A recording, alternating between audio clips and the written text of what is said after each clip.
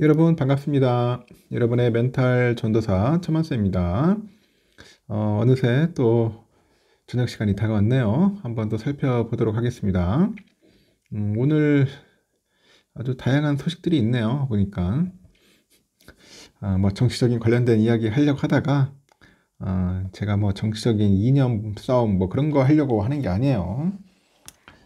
될 수 있으면은 안 하려고 합니다. 자꾸 뭐 해봐야 뭐 서로 감정만 서로가 안 좋고 이 분열된 대한민국 진짜 하나로 뭉치기가 참 힘드네요. 점점점 어려워지고 힘들어지는 이 각박한 현실 속에 치열한 경쟁 사회잖아요. 이제 지금 이 글로벌 전쟁인데 이런 상황에서 대한민국은 거의 뭐 반 쪼개져 가지고 뭐 좌우가 이렇게 죽이니 살리니 하니 참 큰일입니다. 한마음 한뜻으로 이게 뭉칠 수가 없는가 봅니다. 오늘 보니까 그 트럼프가요, 그 자국의 반도체 산업을 이 대만하고 그 한국한테 뺏겼다. 그렇게 또 주장을 했습니다. 이 아저씨 굉장히 피해의식 많아. 보니까 피해의식이 상당히 쩔어 있습니다. 반도체 산업을 대만하고 한국한테 뺏겼다. 그럼 좀 잘 좀 하지, 미국. 제대로 안 해가지고. 그렇게 된 거 아닌가? 트럼프는 7일날 백악관에서 기자들과 만나가지고 우리는 점차 반도체 사업을 잃었고 이제 그거는 거의 전적으로 대만에 있다. 대만이 우리에게서 훔쳐갔다. 이렇게 밝힙니다. 동맹국인데도 훔쳐갔다고 이렇게 이런 식으로 얘기를 합니다. 그러니까 트럼프는 뭐 동맹 그런 거 다 필요 없는 것 같아. 무조건 나만 잘 먹고 잘 살자. 그런 주의인 것 같아요. 반도체 사업이 약간은 한국에 있지만 대부분 대만에 있다 이렇게 언급을 해요. 트럼프는 과거에도 대만이 미국 반도체 산업을 가져갔다고 여러 차례 밝혔지만은 한국까지 공식 언급한 것은 이번이 처음이더라. 이렇게 삼성과 하이닉스가 주도하는 메모리 반도체 사업을 그 산업을 지적한 것으로 이제 분석이 되는 겁니다. 트럼프는 반도체가 여러분이 하는 모든 것, 여러분이 건드리는 모든 것에 들어가기 때문에 매우 중요하다 이렇게 강조를 했고요. 그는 대만 TSMC 대규모 미국 투자 계획을 이제 언급을 합니다. 언급을 하는데 우리는 반도체 산업의 큰 부분을 다시 가져오게 될 것이다. 언급을 하죠. 앞서 트럼프는 웨이저자 TSMC 회장하고 함께 이렇게 TSMC가 미국에 한 1,000억 달러, 우리 돈으로 한 145조 되는가 봅니다. 이거를 투자해서 미국 애리조나주에 그 5개 반도체 제조 시설을 건설할 것이라고 이제 밝힌 바 있습니다. 그는 전임 바이든 행정부 때 대미 반도체 투자를 장려하기 위해서 제정된 그 반도체법에 대해서 엄청난 돈 낭비다. 이렇게 제자 비판하죠. 엄청난 돈 낭비다. 이 반도체법은 미국 반도체 산업에 투자하는 기업에 5년간 총 527억 달러를 지원하는 게 골자라고 합니다. 미국 현지의 생산 거점을 마련하면은 일부 보조금을 지원하는데 삼성과 하이닉스도 바이든 행정부와 보조금 계약을 이제 체결을 한 거죠. 그러나 트럼프는 보조금 없이도 관세 부과를 통해서 해외 반도체 기업이 미국에 투자하고 생산하도록 압박할 수 있다고 거듭 강조를 하고 있습니다. 이렇게 피해의식이 쩔어 있어요. 좀 쩔어 있어가지고 참 답답합니다. 이 양반은 또 왔다리 갔다리 해가지고 정신이 없어요. 뭐 이랬다 저랬다. 참 보면은 그 협상 전략이 아주 참 독특한 사람이에요. 독특한 사람이라서 상대하기가 상당히 좀 까다롭지 않겠냐, 뭐 그런 이야기를 있는 것 같습니다. 미국의 S&P 500 그 과거 월별 성과에 있어서 2월은 긍정적이지 못했던 것이 사실이더라. 그러니까 특히 대선으로 신임 대통령이 정부를 맡았을 때는 더더욱 그러하다고 하네요. 이 과거의 기록으로 미래를 알 수 있는 건 아니지만은 합리적으로 생각해 보면은 이 선거 공약이 정책화 그리고 구체화되는 과정에서는 순탄하기 어렵기 때문이다. 그런 얘기를 합니다.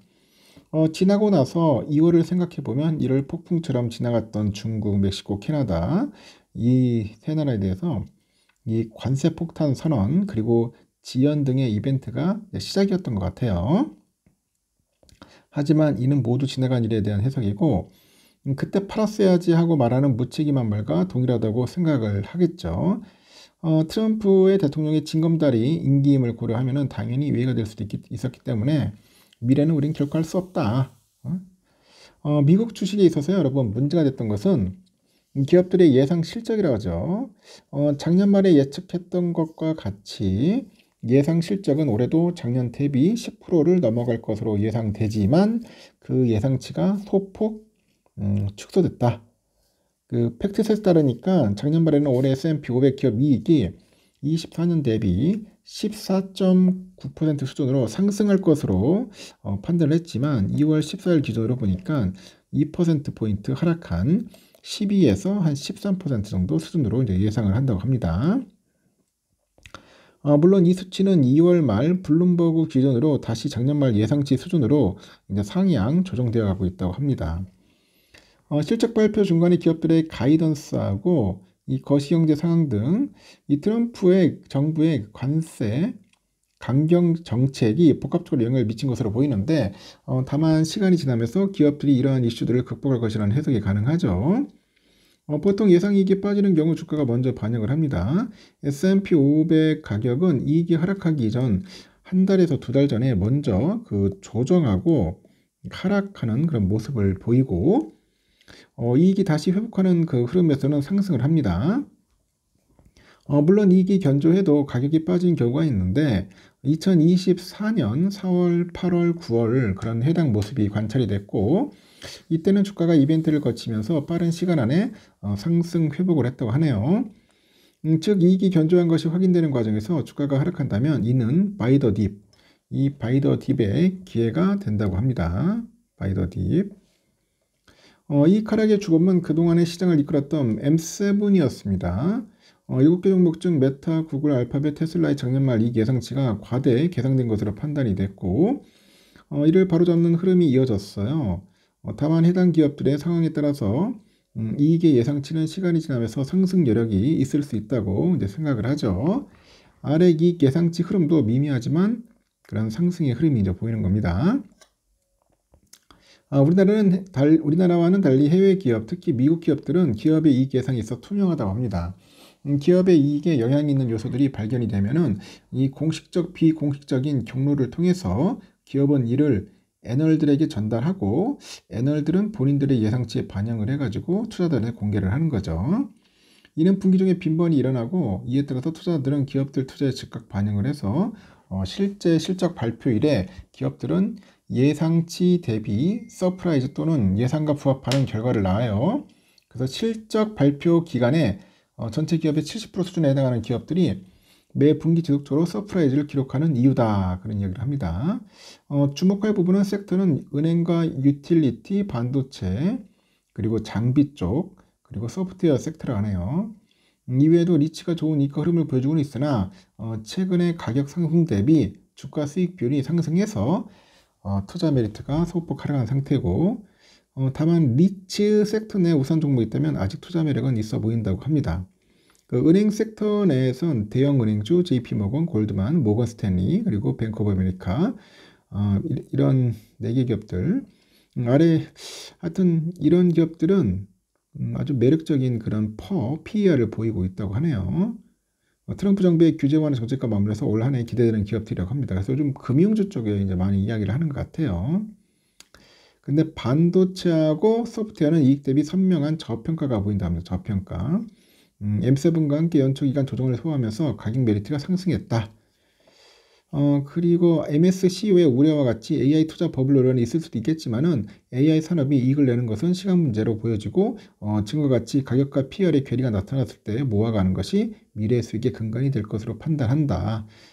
그렇게 분석하는 분도 있습니다.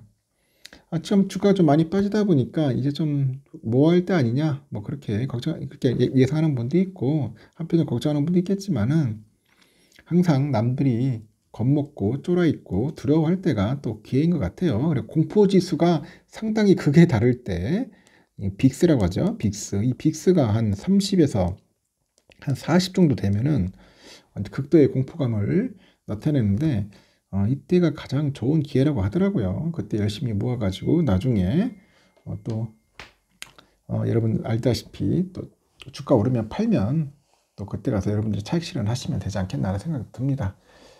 일단 여기까지 하겠습니다. 저녁 맛있게 드시고 또 새로운 소식으로 전달드리도록 할게요.